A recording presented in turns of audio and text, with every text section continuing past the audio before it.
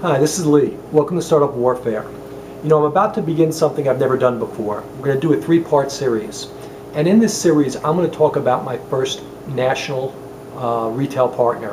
When I launched my brand, I launched it online, like so many people do. And as we built momentum, there was a need by customers, as well as by my company, to gain a national retail partner. And it's much harder than most people think to find somebody, especially a major chain, who's willing to take a chance on a new startup. Fortunately, in my case, I found a few that were very interested due to the unique proposition of Mat for Men. So I wanted to go through what it's like to work with a major retailer. And sometimes be careful what you wish for. You know, there's ups and downs like everything else. So in this case, I knew that in my business, the main skincare retailer that would really, I think, suit Mat for Men well was Sephora. And for those of you who don't know what Sephora is, it's basically a 300-store chain in the United States. They're also international as well, but I was interested in the domestic portion that caters to high-end skincare. Now, albeit most of it is women's skincare, but they did have a section for premium men's skincare. So back in 2007, wide-eyed and bushy-tailed, we made an appointment. I was fortunate enough to get an appointment with Sephora. Now, believe me, as you can imagine, there must be hundreds of companies calling Sephora every day to get an appointment. We were fortunate enough to get through. The buyer said to me, send me some samples. I want to take a look at your product before I invite you up to San Francisco.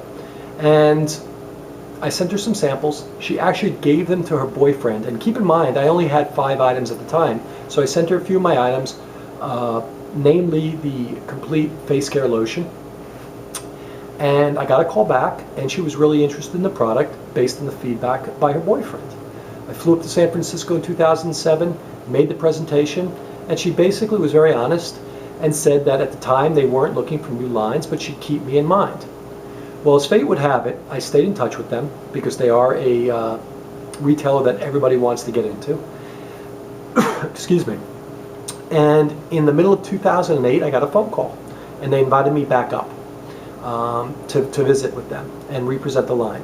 I went back up, saw the same 2 buyers. There was a buyer and a assistant buyer, and they were kind enough to tell me that we got into the stores on a limited basis because they were expanding their skincare set, and they were going to have something like 28 stores that could take on additional brands, and I was one of, I think, 2 brands that was going to be introduced. So as you can imagine, I was very excited. This was back in August of 2008, and I did everything to make sure it was a success. We shipped on time, we made sure everything was ready to go. I personally trained all 28 stores in probably a 8-week time period. Now, was that very expensive and timely? It certainly was, but I wanted to get the brand off on the right foot. And who better than to convey the passion of Mat for Men than me, the founder? We did some online promotions with them, and as fate would have it, I believe it was 2010. Well, the first year, let me take a step back. First year, we grew the business 79%. Okay, and that's organically, meaning it wasn't from new items being added. It was just selling my items year over year, and the business grew 79%. And I'd like to think of it that partly it was due to the trainings I did, but mostly because of the fact that the products are great products. So that's really what the history of Mat for Men is at Sephora. Those were the first 2 years. In the next segment of this series, I'm going to talk to you about what's going on right now. It is now April of 2012, and I'll give you a synopsis for where we are and how we've grown the business and what the issues are. And then there'll be a third installment, and that will take place after this big meeting I have scheduled actually tomorrow, quite honestly. So you'll hear what the history was, what the current situation is, what the challenges are, and then you'll hear the outcome after the sales call. And if necessary, there'll be a 4th installment because they may just come back to me and say, we're going to think about your proposals and we'll get back to you. But right now I'm scheduling 3. This is the first. So you kind of have a sense for where we are historically with Sephora. They've been a good brand partner, at least they have been up till about middle of 2011, and I'm kind of letting the cat out of the bag a little bit as to the topics of my next entry. But they certainly lent credibility to our brand.